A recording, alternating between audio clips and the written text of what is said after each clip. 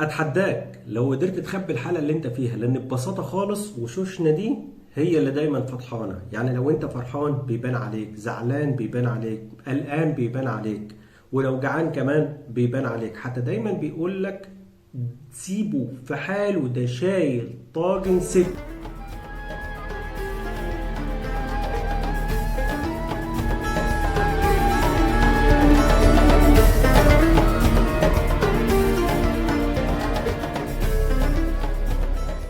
ده شايل طاجن سته، دليل على ان ده يعني مكروب، مهموم، زعلان، حزنان، سامع له كمان كلمتين. واشمعنى طاجن ستك ده اللي انت هيزعلك؟ ده الطاجن اصلا فيه اكل، فالاكل هيروقك. واشمعنى ستك؟ ليه ما يكونش مثلا طاجن اختك، عمتك، امك، اي حد؟ وبعدين هي ستك شغاله ايه؟ يعني هي ستك دي ام حسن مثلا، ام علي، ام صلاح، فاكيد ممكن يكون في اكله اسمها صلاح. وبعدين نرجع نقول له احنا اسفين يا صلاح. قول لي بقى، ارجع للمثل، ما تشيلنيش طاجن ست زياده عن من انا اصلا شايل طاجن ست. احكي لك الحكايه.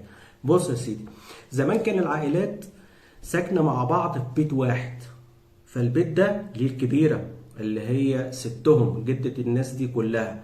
فالست قاعده في مكانها مستنيه الاكل يطلع لها. دايما كان اللي بيعمل الاكل مين بقى؟ احفادها والستات الصغيره اللي موجودين في البيت.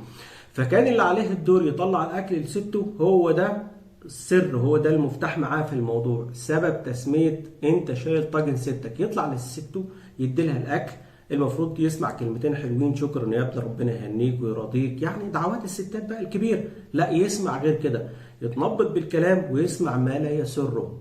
هو ده اكل؟ ده الملح زايد. فيكم انتوا اصلا من اكل من بتاع زمان ده، انا الملك كان بيطلبه كده دليفري كده مني. ويقعد بقى يتعكنن لحد ما الست الكبيره خلص الاكل، وياخد الطاجن وينزل بيه. وهو نازل يعني حط نفسك مكانه، واحد سامع احلى كلام، يعني متكهرب كده، عامل خير وسامع كلام وحش، فاللي قاعدين من تحت كده بخباثه في الصين فيسالوا بعض ماله ده؟ فيقول لك ده هو اللي كان شايل طاجن سته. ادي سر الكلمه وسبب ان هي انتشرت في بين الناس وبين المصريين. بس السؤال بقى للحاجه الكبيره، يا حاجه والنبي خليهم يفتكروك بحاجه كويسه، فبلاش بقى تنبطي فيهم بالكلام، وشجعيهم، شجع البنات دول. ما هو لو اتستروا وعرفوا يطبخوا في بيوتهم هيقول لك ده ستهم هي اللي علمتهم، ويقول والله راجع لك. ادي سر الكلمه، يقول لك ده شايل طاجن سته، دليل على المهموم والمكروب واللي سامع كلام مش عاجبه. مش انا بقول لك كل ما هو جديد وحصري عندنا بس في حكاوي مصري؟ تمام.